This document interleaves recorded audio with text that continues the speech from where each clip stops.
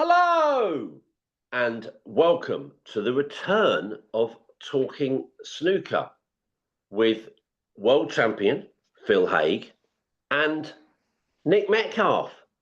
Once again, talking about the game we all love. We're back. It feels like a long break in some ways, and it's flashed by in others. Just feel a while ago that Zhao Xintong was lifting that World Championship trophy. But is there even enough break? We've had a little summer holiday, but we've got a lot to talk about already that's happened over the snooker summer. Yeah, you're right, Phil. Loads to talk about. I was going to do some silly jokes about, you got your ambassadorial role now. And I was sort of thinking, you know how Kyron went to Chelsea. I was wondering, did you get an invite to go to Barnsley? And I thought, oh no, that's not right at all. It'll be the local park, won't it? Lads, Graves Park over the road, Graves Park Animal Farm. can you bring the trophy over there?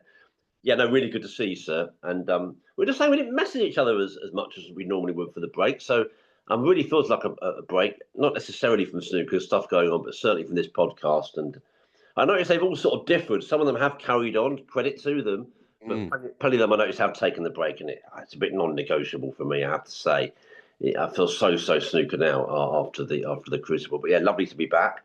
And I didn't have the Crucible blues so much this time, Phil, and I think a large part of that was that I was in Bilbao mood soon after the Crucible, and what an intense event that was, going to the Europa League final. I ended up going to the Basque Country for almost a week. I know it's a place you know as well, and I did go a long time ago. I don't really remember much, but I do remember the sort of warmth of the people. And I'm not a big foodie, but the pinchos. Oh, even this morning in a cafe locally, I used the phrase non-stop pinchos, which a lady in there heard me. She said, "Oh, that sounds good." I said, "Oh, it was good." And I mean, the result didn't go the way I wanted. You can look at a video report on my social media if you so wish. Tottenham, of course, had a famous win, their first European trophy for 41 years, beating Manchester United in the final. That really was, yeah, quite a trip.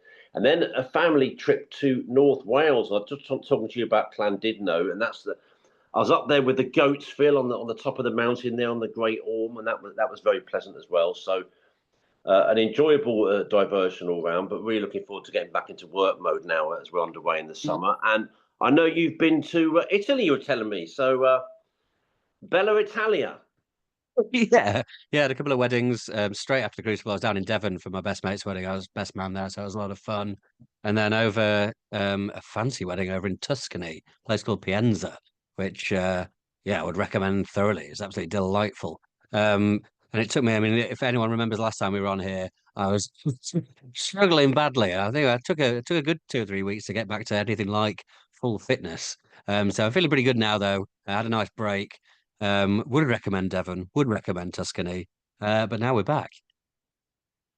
That all sounds absolutely delightful. And that sounds silly. Did it take you like 17 days to go? That would be fitting, although I'm Pretty sorry to much. hear it. Was it 17 days? 17 days of that, and it took you 17 days and nights to get over it.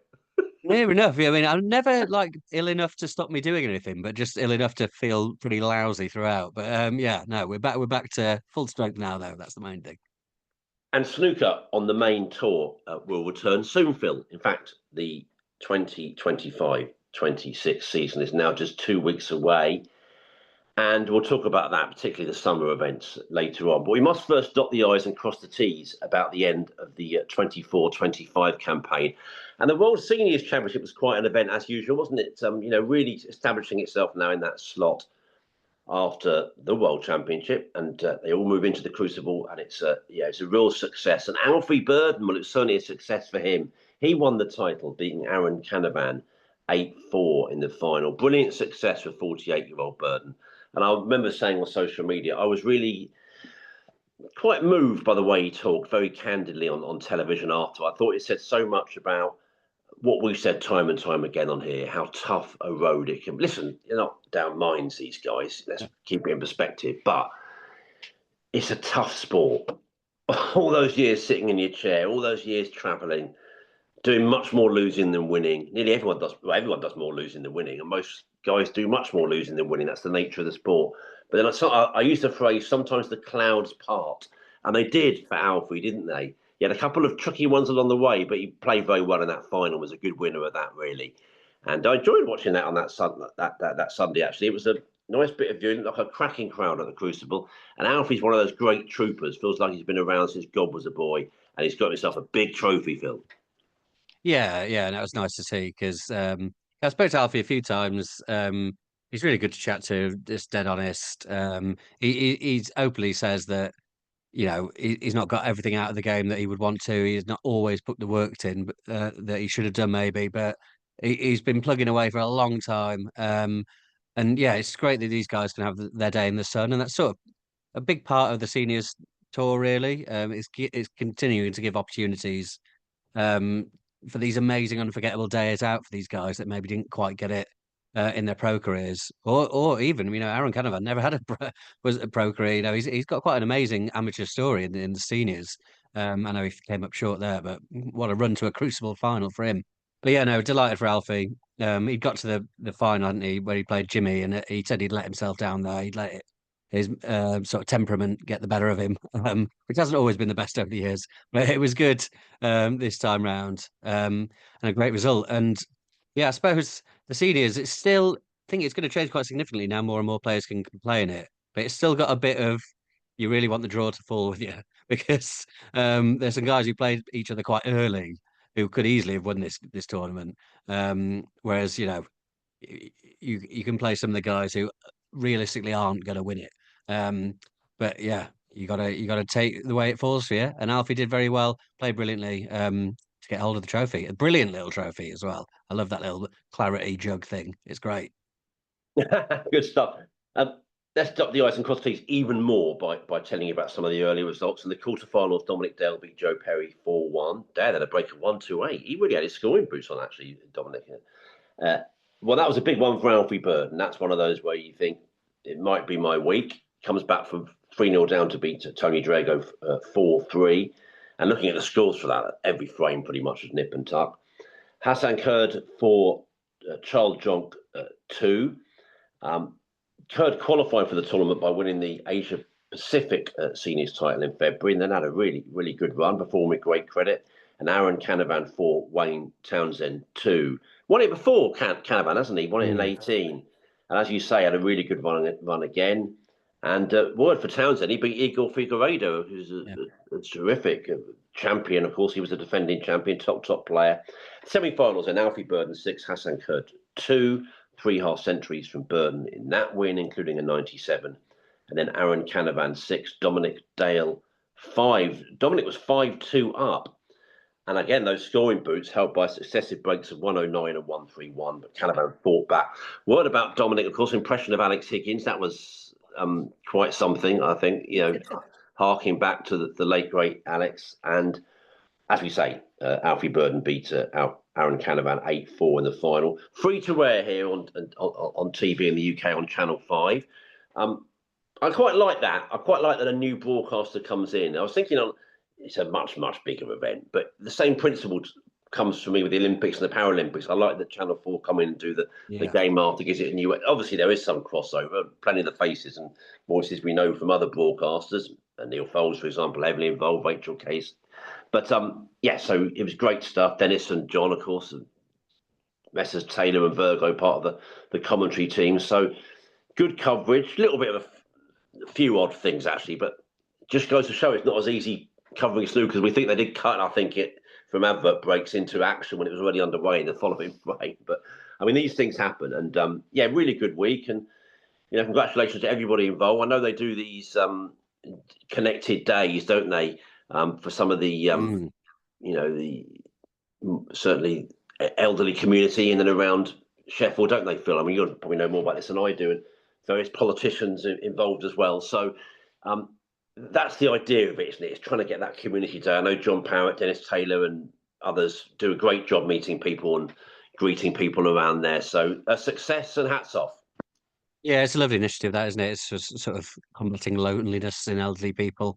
And we sort of talk about how we want to get more young people into snooker sometimes, but it's nice to sort of recognise that it is an older crowd that like it as well, and really reach out to them and help them out if that's what they need. And those some of the pictures and videos and stuff of the locals getting down to meet people they've been watching for decades on the telly. It's a lovely scene. So yeah, that's a really nice thing about the seniors, and it seems to be going from strength to strength in that slot in the Crucible. Yeah, I mean, it's ideal, isn't it, for those guys? And dreams coming true, as I said. Some of these guys have played there before. Many times, people like Dale and Perry. But for someone like Aaron Canavan to get to a Crucible final, or Hassan Kurd, like you said, from Australia to come all the way to get to a semi there. That's life. Not life changing, but just unforgettable stuff for those guys, which is it's lovely to see. Yeah, hugely life enhancing, isn't it? Enhancing is the word, yeah. That's it. I know what you mean. They're great moments for a lot of those guys.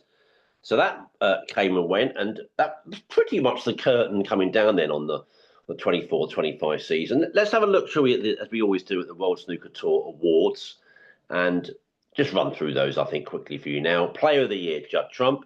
Fans Player of the Year, Judd Trump. Journalist Player of the Year, Kyron Wilson. Performance of the Year, Xiao Xingtong, for winning the World Championship. Breakthrough of the Year, Zhao Guidong, winner of the Wuhan Open. Rookie of the Year, Bai Yulu. More Bai news to come very soon, actually. Magic Moment of the Year, Judd Trump. That's for his winning clearance in Saudi Arabia. And the person inducted into the WST Hall of Fame, Kyron Wilson, of course, who did sell the game and was just a brilliant ambassador for the game in his year as world champion. Just thinking, looking through those, I don't have an awful lot to say about that, really. I just all of selection of good winners. I mean, I know I went for Kyron, and I think you did as well. And it's really close. I mean, it's no more than 52-48 either way. I did it mainly because, I say, I felt funny about going for Judd because Judd lost those three finals to his main rival for the award, Kyron. But at the end of the day, Judd did win the bigger titles. He won one fewer, but they were bigger ones. One of them being a Triple Crown, of course, Snooker's new fourth major in Saudi. But listen, great selection of characters. I know that some people thought that the magic moment could have gone elsewhere. I mean, Jackson Page was mentioned actually as that outrageous achievement of his. But yeah, I don't know about that. I mean, achievements compared to winning stuff. It was an amazing thing Jackson did, but anyway, listen, there'll always be slight things you could sort of argue, but a good comprehensive list and some special players and moments there. Yeah, definitely. Oh, there's loads of things you could argue for all sorts of them. Like Xiao Xingtong obviously winning the world championship is incredible, but you could argue like most people didn't play very well against him for certainly in the main stages. He wasn't sort of pushed to his absolute limit very much. But and you argue that winning the world championship isn't the performance of the year. It's up in the air. It's interesting that the player of the year and the fans player of the year went one way and the journos went the other way. There's no wrong answer. It was between those two. I thought the same as you. Kyron won all those finals against him, so gave him the edge for me. And I always say this, things get forgotten. He got to the Masters final as well. The UK semi-final. All these things add up as well. The one thing I would say and this sounds like a spoil sport because I think Bai is amazing, but Rookie of the Year, I always thought was a pretty sort of not an opinion based. It was just who's won the most matches or who's won the most money. And there are some rookies who'd won way more than Bai did over that season. I think Gong Zhengzi won like 5 times as much money as Bai did. So I think not sure she should have won that really. I know she had that one good run in the UK qualifiers, but that's pretty much it. Someone like Gong Zhengzi or Anthony Kowalski did way more over the season in their rookie season. So as I say, no spoil sporting. I think Bai is excellent, but don't think she was Rookie of the Year really. Well, fair enough. And it has to be what's done on the main tour, doesn't it? Because she's obviously doing stuff in the women's game that's big. Yeah. I wonder, did that bleed in a bit? It probably shouldn't. Well, no, because she's not a rookie on the women's tour, is she? No, exactly. So, yes, there are other candidates for sure. I can't think whether in past years whether it would have been strictly done on. It feels like other years you can make cases for others as well, but maybe it's more obvious this time. But yeah, no, well argued point there. And Kyron, yeah, quite young to go in that, but then again, great guy, great person. Why not? I mean, when the first Hall of Fame came along, it was people that were very old, generally. Not very old, sounds a bit rude, but I think they put all the world champions in there. So No, but I think they put all the former world champions in there, so now they feel like they just have to put everyone Yeah, who's won the world true. in there. So they're sort Yeah, of bound by that now, I think. that's a fair way of saying it. But that was it. We said goodbye, and we have to move on, and quite rightly, to the new season. That's coming soon. But of course, we have the Women's World Championship, Phil, and that is a success in every way now, isn't it? And Bai Yulu, the aforementioned, beat Mink Nutruet 6-4 in the final to successfully defend her crown. That was in Dongzhuang Jianping in China. The 21-year-old becomes the 7th multiple world champion since 1976. Hell of a list as well. She joins these fabulous snooker players: Rhiannon Evans, Alison Fisher, Kelly Fisher, Karen Kaur, On Yi, and the late Vera Selby. Well, as a repeat of last year's final, Mink was actually ahead 3-1 and 4-2, but Bai fought back. She got back to level at 5-4, went 5-4 up with a break of 61.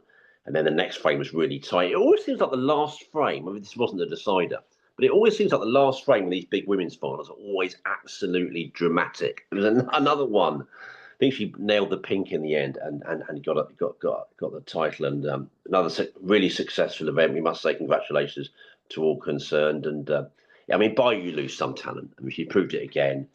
And as you say, you had the slight issues perhaps with the Rookie of the Year, but there's no doubt what a prospect she is for the years to come. And yeah, to beat Mink 2 years in a row, that's certainly no mean feat. Yeah, amazing. Yeah, and she's only 21. Like, there's so much more to come. That's why it's so exciting. Um, yeah, I mean, I think that's a nice rivalry coming up because I think Minx is actually still women's world number one. So Bai's won the last two women's world championships, beating Mink in the final both. So you got to give her the edge. But Mink's right up there. Yeah, I think Mink went off on the final pink in that what turned out to be the final frame, which was that was a real drama. There was an amazing noise from the crowd. Um, when that went in, it just obviously they were quite partisan towards Bai, but yeah, it sounded like there was a great numbers in. And yeah, another good event over there. The last two years, it's just been such a step up from what it was before. And hopefully it'll continue to go that way. And the prize can hopefully continue to go up. The winner got 12 grand there, Mm. which is I think it's improved, but it's a long way to go to get anywhere near what the Open game, I should say, not the men's game, but the main tour. So hopefully that can continue to improve for all those guys because they put a lot of hard work in and produce a lot of good drama in that tournament. But yeah, congratulations to Bai. Yeah, I mean, what a star! And as I say, 21 is nothing in snooker. There's so much more to come from her. Absolutely. I could do a bit of damage with 12 grand. What about you? Could do my best. Yeah, I'd, have a I'd, nice be, time. I'd be straight on Sky Scanner. Yeah, booking some flights. Yes, let's have a look at the quarter-final results then onwards. Mink Nutruet 4, Anupana Ramachandran 0. Good comfortable win for Mink there. Bypat Siripapon 4, Rebecca Kenner 2. So a friend of the podcast, Rebecca, bowing out at the last 8 stage. Bai Yulu 4, On Yi 2. Heavyweight clash at that stage. Break of 82 in that win for Bai. And Ji Yu Ying for Ami Kamani 1. Semi-finals, Mink Nutruet 5, Bypat Siripapon 1, Bai Yulu 5, Ji Yu Ying 0. And then that win in the final, which we talked about, Bai Yulu 6, Mink Nutruet 4. And we can tell you also that Thailand's Panchaya Chanoy, who was just 16, beat Lu Zi Ling 3-1 to win the under-21 event. Now, Phil, you're sitting down, aren't you? I don't want you to get excited. I need to calm down. I'm going to tell you something that's going to blow your mind here, blow your socks off. We have somebody here winning a trophy. Let me tell you, it's Tessa Davidson. She doesn't get many. It's about time she put a bit of silver in her cabinet. She retained her world seniors title, beating Han Fang 3-1 in the final. That was a nice little moment in Sheffield. I don't think we said on here, did we? We bumped into Tessa, didn't we? Yeah. In the Winter Garden. She was just as she always comes across when she was on here and in general life, incredibly humble, just like, oh, me, yeah, winning all these things. But she did it again. She hides her steel well, which I think is a great trick for any snooker player, actually. Because I know she's got a tremendous amount of steel on the table. But yeah, so yeah, another brilliant effort. So 16-year-old winning that, and a 21 winning the main title, and yeah, it was a really successful event. We say congratulations to everybody, and some of the pictures and videos came through. We really have to say that it's got a nice stature about it. Now I've got quite a good slot as well. This one, sort of had a bit of a window all on its own, and the numbers, Phil. I mean, seriously, it's not just hamming it up. When it's streamed, I mean, I don't know about China; they get extraordinary viewing figures on its own, but the numbers here. It's not a few hundred now. It's not a few thousand now. It's multiple thousands. When those big moments come, there is an audience for it. I'm not saying that you can just click your fingers and that means it's on the telly or it gets bigger and bigger overnight. But people want to see women's snooker. That I think is something you can't doubt. Yeah, and I think you can see where the pockets are. When you watch it on YouTube, the vast majority of the comments are all in Thai because Mink's such a big star over there, and hopefully they can capitalize on where these guys have built fan bases. It doesn't have to all be in the UK by any means.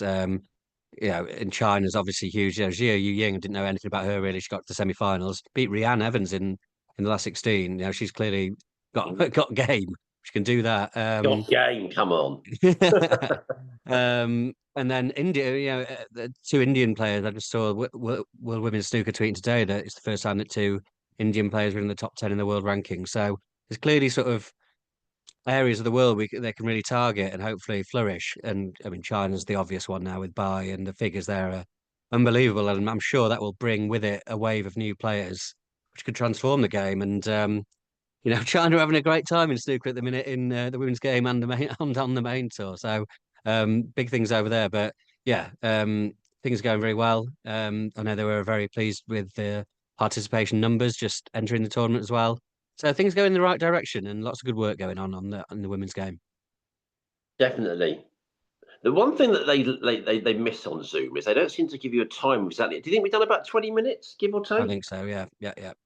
Let's have a name check then, and say that we are back. It's summer 2025, and you are listening here to the Talking Snooker podcast with Phil Haig and Nick Metcalf. Q School, Phil, that's a nice, easy event, isn't it, for people? It's no pressure. The guys just breeze in there, say this will be nice for us, or it's a nightmare, isn't it? I mean, really, the pressure, the intensity is so great. And we've seen some smashing snooker players, few new names that we don't know too well emerging, and perhaps let's go into it from event one and say Liam Pullen, Alexander Ursenbacher, Oliver Brown, and Matthias Baranowski secured 2-year tour cards. Pullen straight back on tour, beating Germany's Umut Dickmay 4-2 in his final round match. Ursenbacher also straight back on, beating Ryan Davis 4-1. Brown back on tour after a year away, beating Craig Steadman 4-1. And perhaps the most interesting one, is Baranowski beat Patrick Whelan 4-2. Baranowski is 27 from the west of Poland. Multiple times a Polish national champion. Looking back at his results, didn't really remember that he beat Amir Sarkush in world qualifying, I have to say, and then he lost to Ishpreet Singh Khadr in the round after. But I've got some quotes from him here. It's a crazy feeling. I didn't play my best game, but I was fighting and a lot more confident than I was last year. This is the first time I've come here and believed I could do it. This was my dream 20 years ago when I started playing. To be honest, I lost hope and I stopped playing in a lot of tournaments. It was always the same. I was going to tournaments and playing 10% of my game.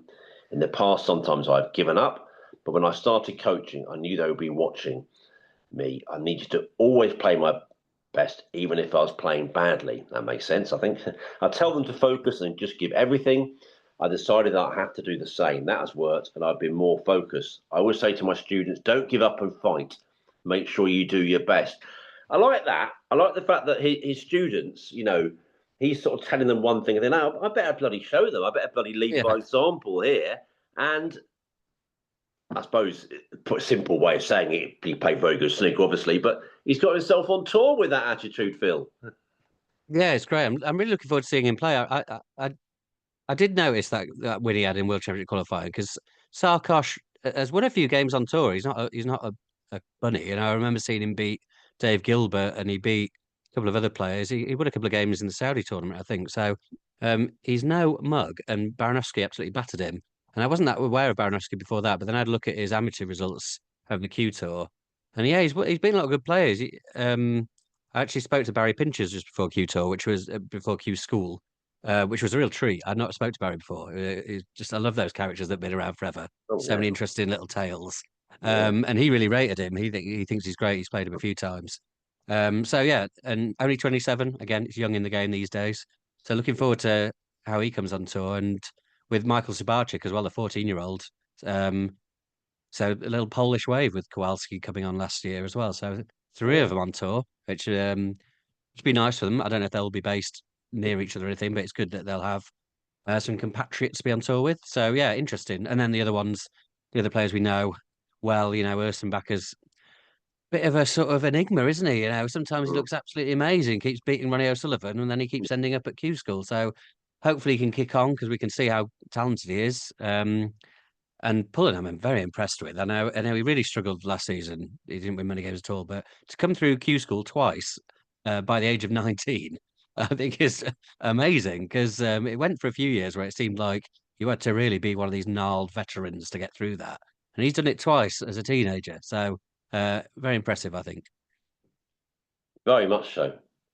You, yeah, what you say there chimes with Ursenbacher, and I think he'd agree with you looking at these quotes, actually. He's saying, you see the likes of Zhao Xingtong winning the World Championship. At some time, you have to stop kidding yourself. You can talk all you want, but actions count and words mean nothing. I've always said what I think and what I feel, but discipline was a big problem. For me, I know if I put the work in, I will get results. Well, that's Taylor's oldest time, isn't it? Mm. Hard work for players. They know that often pays dividends. Not always easy. They need to get someone's, depending on the person involved. Some of them are disciplined from the word go, but some of them get that as they get older. So we'll see. And yeah, good to see Liam Pullen back. Good win now gets through Dick May. And he's saying that relief, the overriding emotion is relief, and that word comes through time and time again. And obviously, word for Brown as well. He said he shows some real grit and determination. The reason I've won is because of my family. They give me self-belief. So that's great to hear from him. And event two, Phil. We had David Grace, Ian Burns, Connor Benzie, and Fergal Quinn getting themselves 2-year tour cards. Maybe I'll let you talk about that rather than me wittering on for a while. We know all about David, great friend of the podcast, great friend of Snooker, actually. And obviously Ian Burns back on tour, but a couple of new names. Yeah, and guys we've seen sort of knocking around trying to qualify for a while, Fergal Quinn and Conor Benzie. I think Fergal's 25, Connor's 23. I've just done that off the top of my head, so I apologise if that's wrong. It can't be far off. But yeah, they've been plugging away for a while, and I know Fergal I've heard speak before about, has it got to the point where you got to just give up on your dream and follow it and do something else? Because chasing around trying to get on tour is difficult. It's soul destroying at times, and it's very expensive. You got to go all over the place really to these tournaments try and get on tour. So yeah, very very pleased for these guys who finally get over the line. He let out a huge roar. I had that on actually in that game against Dean Young. He won 4-1 in the final round. And it took some doing to get over the line, but he really did show what it meant to him, which was nice to see. Um, and yeah, at the other end of the scale, Grace and Burns coming back on. David Grace. I mean, he tweeted something when he lost his final when he lost his qualifier in the Worlds, which meant he would have had to go to Q School. It showed exactly what he's like. He said like, "Oh, it means I get to play an extra tournament now." Like a huge positive. He's got to play more snooker because he gets to go to Q School. It was, and I think he genuinely just that he probably is having it up a bit, but like he just loves it so much. He probably wouldn't have been that down about getting to go and play in Q School where most people would dread it. Um, but a word to the guy he beat in his final qualifier, Jack Borwick. I think he's only 18 from Scotland. He had a great run to get to that final. I don't know how much was expected of him really, but he beat Peter Lyons and Ashley Hugel on the way there. A couple of very good players, obviously. I know he lost 4-0 in the final, but impressive Mm. run anyway. And Ian Burns, stalwart of the tour. He's been around a long time. He looked really good in World Championship qualifying. He pushed Ali Carter a long way. So I think people did expect him to do quite well there. I know he's been getting into the coaching I've seen on social media. So I don't know if that's helped as well, bring some form around, but he looked good in Q School. So well done to all those guys. Obviously, Grace and Burns, it's like they've not been away, but Quinn and Benzie will be absolutely buzzing to get going in the qualifiers and the Championship League coming up pretty soon. Grace and Burns sounds like a proper old school sort of firm. The Grace brothers, of course, was all the Are You Being Sir? That's going back a while, Phil. One for the teenagers there. I'm free and all that, but that's Q School Event 2 headlines. Then you have to say, as you rightly say, Jack Borwick had a great run, but David Grace did get that comfortable win about him, and then use that word relief again. You said you go through the mill here. I feel like I've been here a month, says David. I managed to avoid Q School for most of my career. The last one was 18, so he's not there too often. I wasn't sure what to expect. It's a big deal. It's 2 years of your life. I didn't want to be spending a year off tour. And that's the thing. It is 2 years. It's so big. Burns beat Andrew Paget 4-1 in his decisive final match. Decent scoring, and when you consider the stakes, breaks of 85, 56, and 63 from Burns again. Relief, that word. Been through Q School twice before. The idea is to not keep coming back. He said, "I'm delighted to get over the line," and he thinks the experience helped him. And Benzie beat Latvia's Rodion Judin 4-2. He was 2-0 down actually, Benzie. And I looked at a few of his results, and of course he was in the Championship League. In fact, I remember us talking about it. He drew with Mark Williams actually, and also beat Fergal Quinn and the other player that got through, and David Grace in that. Funny enough, so the way it worked out was quite funny with those results. Benji said, "It's amazing. It hasn't sunk in yet. I'm speechless. I just kept fighting at 2-0 down. I fought for every ball, and it's worked out for me in the end." And as for Quinn, he's built up a friendship with Hossein Vafai, I think I was reading. From a Darlington. In fact, I think I saw that remember that when Hossein won the shootout and he sadly lost his grandmother either just before or during, just before, I think. And Fergal was saying, I was convincing him to play. So it's funny how these little things work out. And, from Coal Island. And as soon as I saw that, I thought, wait a sec, that's where Dennis is from.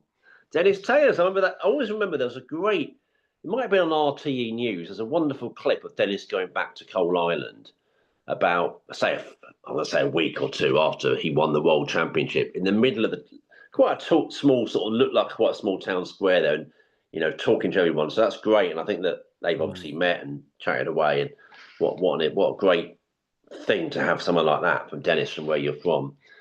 And Quinn says, "I can't believe it. I'm shocked. There was so much mental stress and pain to get here." So relieved, that word again. It's a constant mental battle, but I've got so much grit and determination. I've been through quite a lot in the last year. All the pain you go through makes you stronger. I'm happy I dealt with the pressure. So congratulations to all those players, and of course commiserations to those who just missed out. And some of them will get a chance to play in events still as top-ups, but not easy. And maybe let's sort of clear up the other important Q School matter from the other side of the world, if you like, in Thailand, which was the Asia Oceania Q School. And the players that won tour cards from there were Chachapong Nasa, Liu Wenwei, Wu Yishen, and Zhao Hanyang. And Nasa is 27 years old, from Thailand. He beat Liu Lin Hao 4-0 in the final round. Liu's a 21-year-old from China, and he beat a couple of good players. I was looking, he beat Tian Pengfei and Manasan Win Fetma Michael. And listeners will know both those players. In fact, Tian's been in the semis of the Welsh back in the day. And Fetma Michael seems to have been around forever and a day. He's been on tour lately, certainly, and picked up some notable wins. So that was a really good effort. And then Liu beat Lu Zitao 4-3 in the decisive match. Then it was the second event, and Zhu, who's 38, got himself on tour. He beat Sahel Vahidi 4-3 on the way, and then beat Pakistan's Baba Masih 4-3 in the deciding frame. Went to the final black that one. And China's Zhao beat Roy Thor on the way 4-3 in his run, and then in his crucial final match, he beat Narongdat Takantong 4-1 with breaks of 50, 54, and 79. I mean, some of those pronunciations may have been a bit hammy, Phil, but I sort of think I half did my best. And some interesting new players on tour to watch out for. And but some of those guys that Liu beating Tian and Manasawin on the way, that's quite an effort. Yeah, no, and quite an effort from you there. I think you handled that impressively. Yeah, no, and I suppose he's the youngest, isn't he? 21 years old. The others are a little bit older.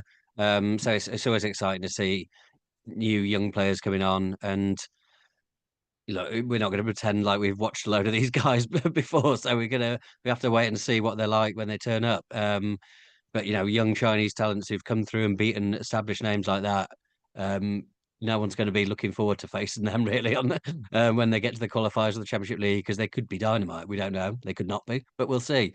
And WST have actually done a couple of meet the new tour card holders. They probably worded it a bit nicer than that, but Chachapong Nas is one of them.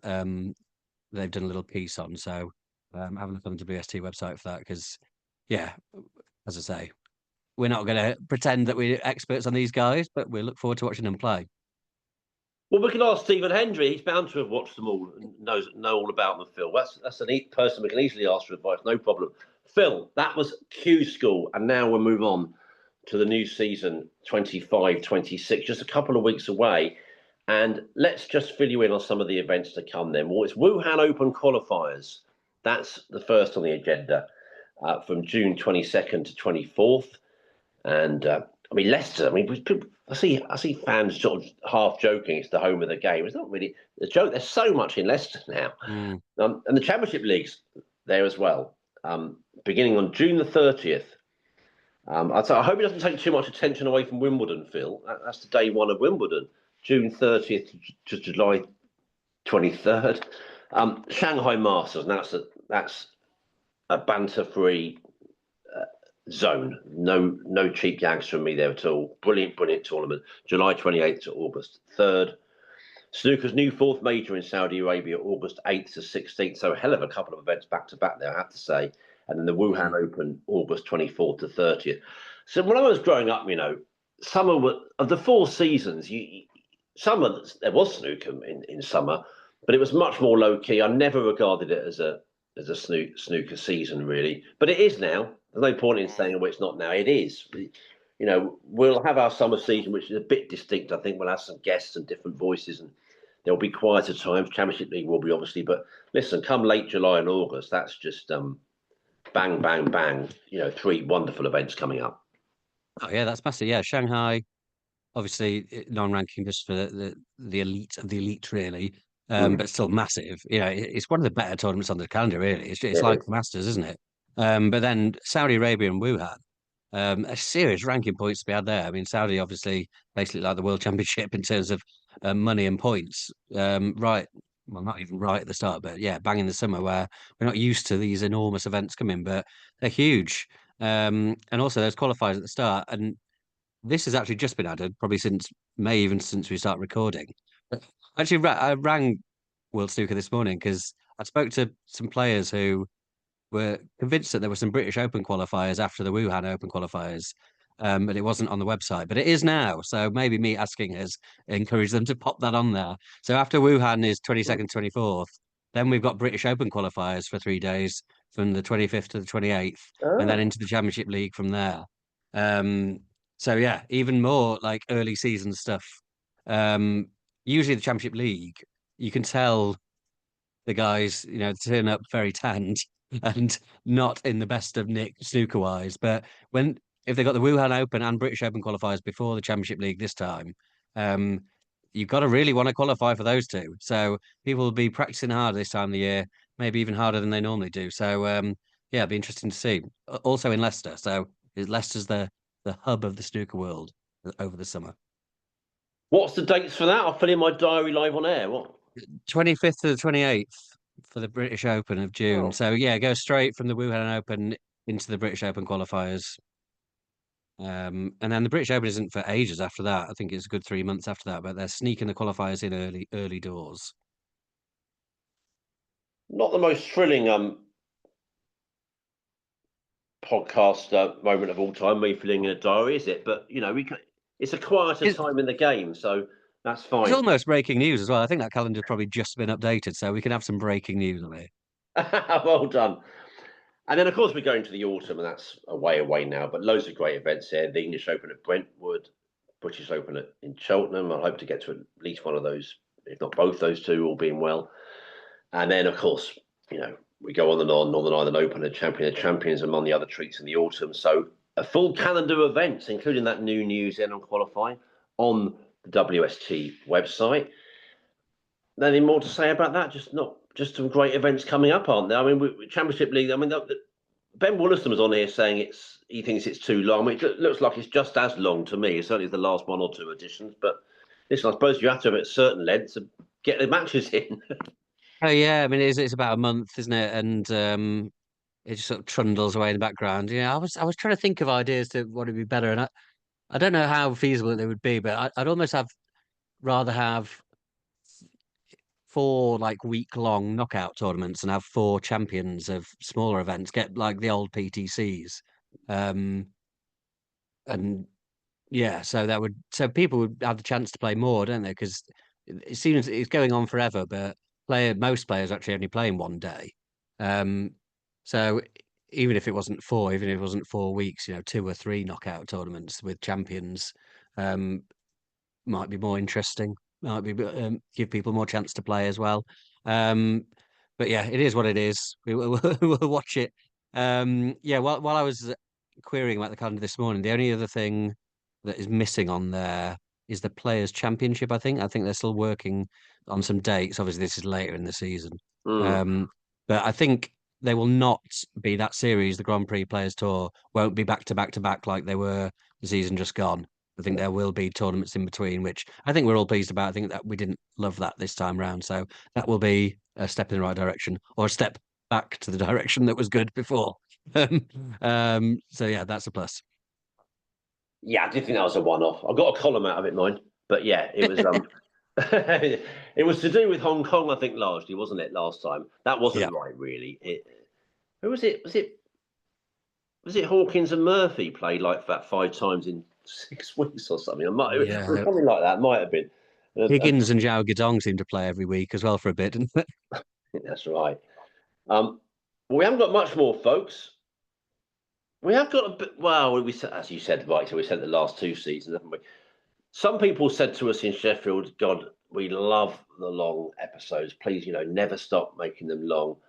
Probably more people said the other thing, didn't they? Which is try and make it a bit shorter. But so we listen to the public, and we are trying. We are mostly trying to get it to an hour or just less, aren't we? That banter aside. Yeah, about an hour-ish. I think that's about right. The podcasts I like listening to are about an hour, so I think that's fair.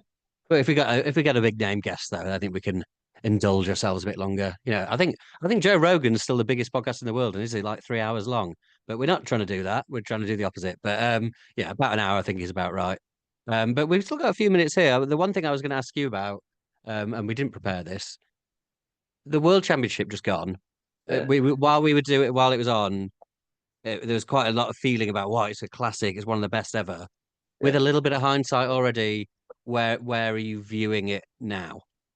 Oh, great question, which I love, by the way. And just to say, I'm not. Sounds like I'm filling for time. I'm not. We just had an amazing French Open final, didn't we? At Mm. Alcaraz and Sinner. I know it's Alcaraz himself saying, "Well, it was great, but there were other great ones." And look, sometimes don't you? Like the Alcaraz Sinner will be an amazing match in 20 years, no question. No, very, very high. I haven't really changed. I mean, look, the last 3 matches are vital, aren't they? And you'd say really only one of them was really up to it as a really, really good match. So yes, you lose a bit. It's fair to say.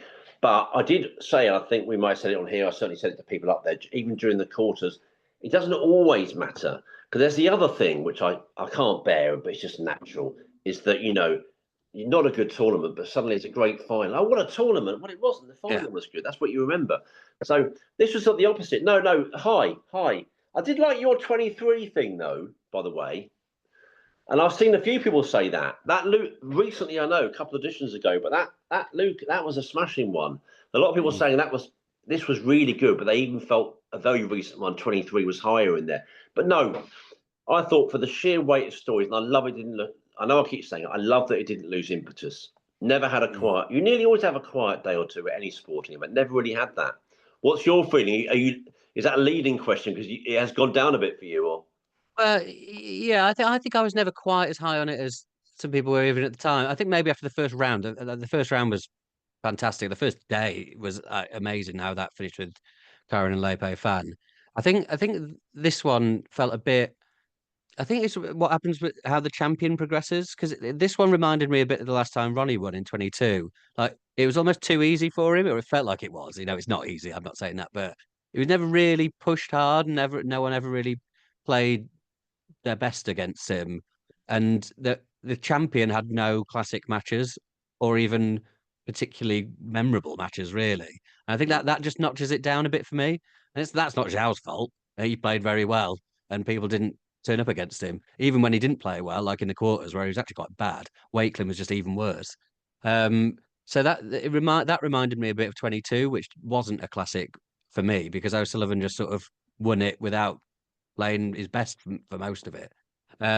So yeah, still very good. I'm not tearing down the latest World Championship by any means, but I would have it. Yeah, I'd have it below 23, just in recent tournaments. But yeah, that's nobody's fault. But that was just my sort of reflection on it. No, very fair points. You make them well.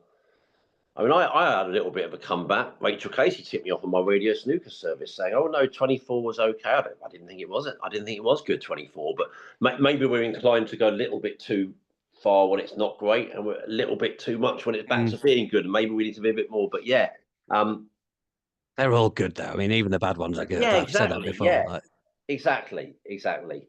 And we're all sort of obsessed with them, aren't we? It's a bit like this when I'm at the Olympics with various other Olympic nerds. We're always sort of comparing this and that, and it's just, yeah, well, that's what I love doing, so it's fine. But yeah, we are a bit like that. Well, it's a bit of news from Matt Hughes at City AM, journalist I know, good journalist.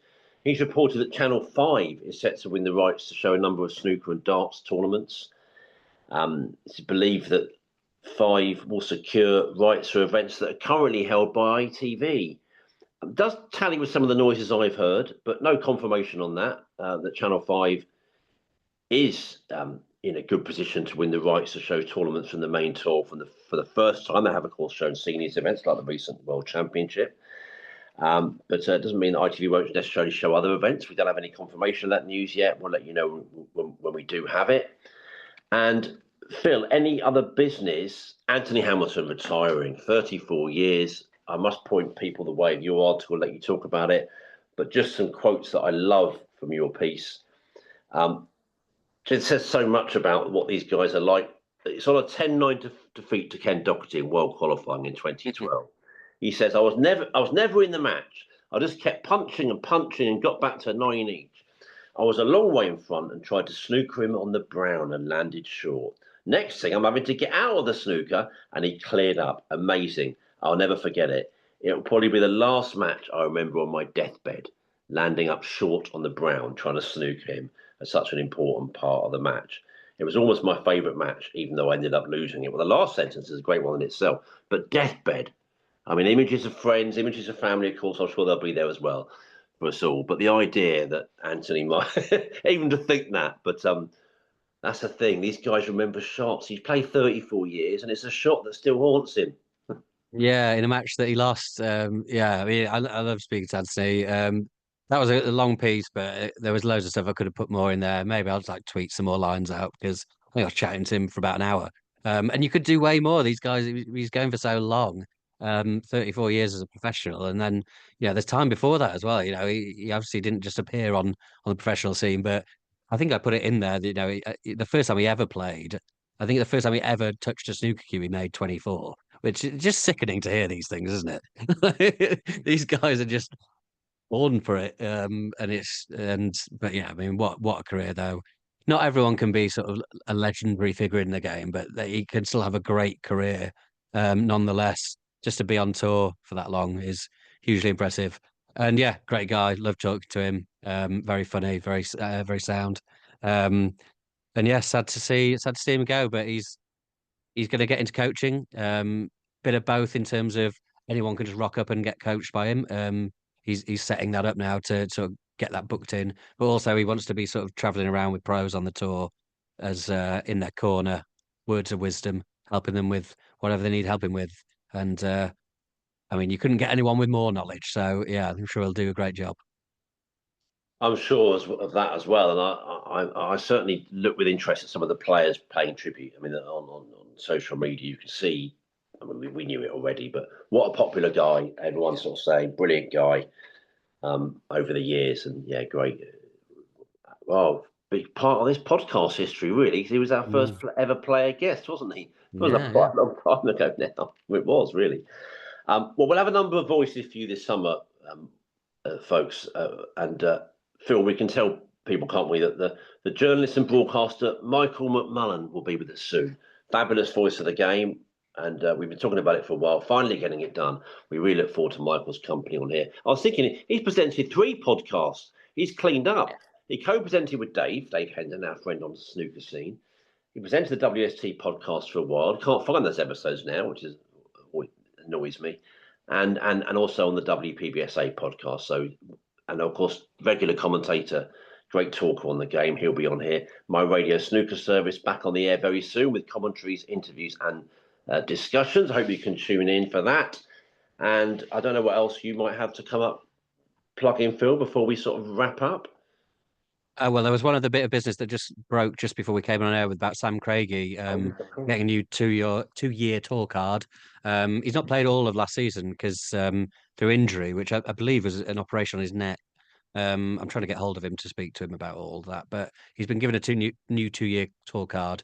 We'll start on 0 points at the bottom of the rankings, but um, yeah, it's been done before, doesn't it? Martin Gould got an extra year, but then he didn't play. I'm not sure what's happening with Martin. Really, he didn't use that extension. But hopefully Sam will, because a really excellent player when he's on it and playing well. And obviously he couldn't do anything about not playing if he's got a serious neck injury. So look forward to seeing him play again. And yeah, I'll be doing a few. Yeah, I've had a sort of bit of time off snooker for a bit, but this week is back on it. Spoke to our friend Zach Surety this morning. Ah, So I'll have an interview with him soon. Always entertaining and amusing about his Crucible experience and getting ready for the new season. Yeah, so look out for that soon, and there'll be plenty more coming up this week, hopefully. I know you don't want to spoil it. Did it live up to everything for him?